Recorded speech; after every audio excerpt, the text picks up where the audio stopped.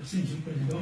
Monsieur le Président du Mélange du Développement, Monsieur le Président de la région Sus-Massa, Mesdames, Messieurs, bonjour. Effectivement, là, je suis là pour donner un témoignage. Je viens de préparer un petit. Mais j'ai tout le temps fait, pas de problème. Moi, ce que je peux dire, c'est que je connais l'immigration et le développement depuis 1982. Je le connais à travers M. Jamal Hussein, qui est venu à l'époque, et j'ai cherché, je voulais recruter des acteurs associatifs. C'est là où je connais M.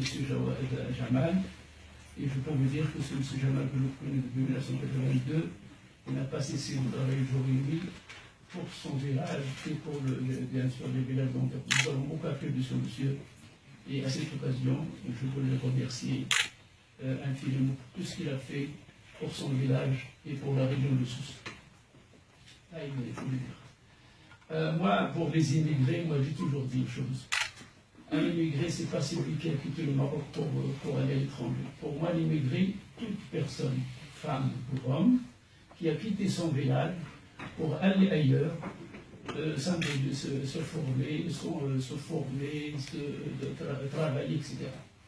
Moi, j'ai quitté mon village pour aller à Casablanca, où j'ai resté pendant 38 ans. Pour moi, je me considère un immigré. Et j'ai travaillé dans plusieurs sociétés, c'est là où j'ai fait mes études, c'est là où j'ai appris beaucoup de choses, c'est là où j'ai fait de l'associatif, c'est là où j'ai fait de la politique. Et j'étais vice-président d'une commune urbaine à Casablanca depuis 1997 à 2002. J'étais président de la commission de planification et d'environnement et d'urbanisme de la communauté urbaine de Casablanca. Et bien sûr, avec tout ce que j'ai appris, à l'appel des citoyens, je suis rentré en 2003 pour devenir président d'une petite commune de Tinzelt, qui est à 60 km d'Aroudant. Cette commune, depuis 2003, il n'y avait pas ni eau, zéro électrification, géopiste, 0,000 partout. Mais grâce à mes expériences, j'ai aussi une grande école, que j'appelle le Casablanca pour moi, c'était une grande école, et où j'avais, à l'époque, j'étais membre de Rotary International, où je m'occupais de la section alphabétisation pendant 4 ans. Et dès que je suis rentré en 2003, en 2004, j'ai déjà démarré l'alphabétisation du préscolaire. Et j'ai bien sûr commencé par l'électrification, par l'eau, et c'est une commune qui n'a rien, qui n'a pas de ressources, qui vit de la TVA. Mais j'ai pu avoir beaucoup de financement, parce qu'au Maroc, ce n'est pas le financement qui manque, c'est du savoir-faire, c'est d'aller chercher, c'est de faire des études, c'est avoir des contacts. Et aujourd'hui, la commune de Tinzelt est à 100% de l'électricité, en eau potable. Nous avons construit des routes, nous avons construit un collège, nous avons construit un lycée, nous avons construit une société de bienfaisance pour les pauvres et tout ça. Et nous avons commencé la première branche de l'assainissement.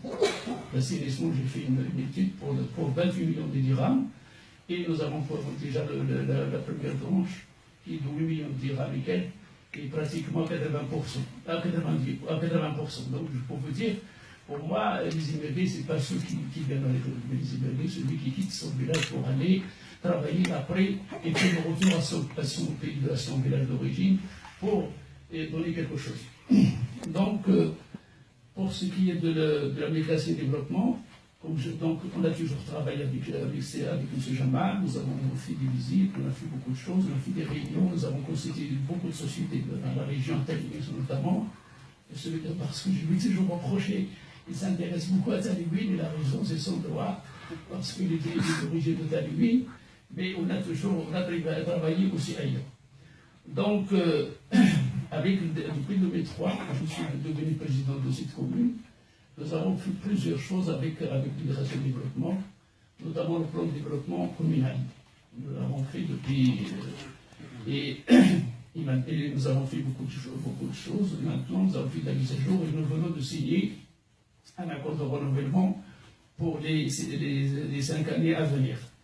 Nous avons aussi la Brigade du développement a participé à l'appui à la planification communale. Nous avons ensemble fait, grâce à la Brigade du développement, éclairage public en énergie solaire dans un village de la commune. Il a réussi. Donc, nous avons fait l'étude et nous souhaitons avoir le financement pour généraliser la commune, l'électrification et l'énergie solaire. Nous avons, et c'est pour après, nous avons fait la mise en place d'un bureau pour les immigrés, pour gérer les dossiers des immigrés, des retraités de la commune et des communes voisinantes. Donc, nous avons aussi adhéré au projet de la CDS, de la communauté de développement solidaire, qui a pour objet de rattacher la migration avec ses territoires d'origine, donc sur le développement solidaire et l'investissement positif.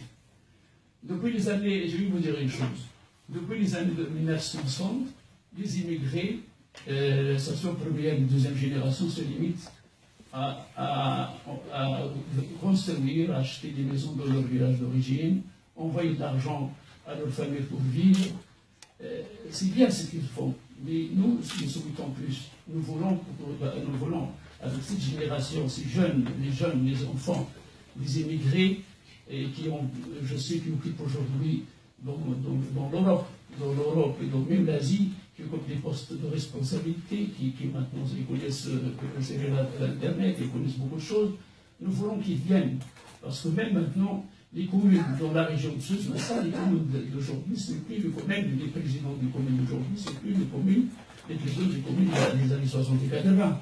Donc, si je prends mon cas, moi, j'ai aménagé ma commune, c'est une petite commune où il n'y a pas de ressources, mais là il n'est pas riche en fonds, mais il est riche en hommes et femmes. Nous avons fait l'alphabétisation depuis 2004, donc les femmes savent pratiquement écrire et lire, etc. Nous avons aujourd'hui, dans nos collèges, je peux vous dire, nous avons des moyennes de 18, de 19, de 17, surtout les filles, 17, 16 et quelques. Nous avons zéro, nous n'avons pas d'abandon de scolarité. Zéro de la région, vous pouvez vous renseigner.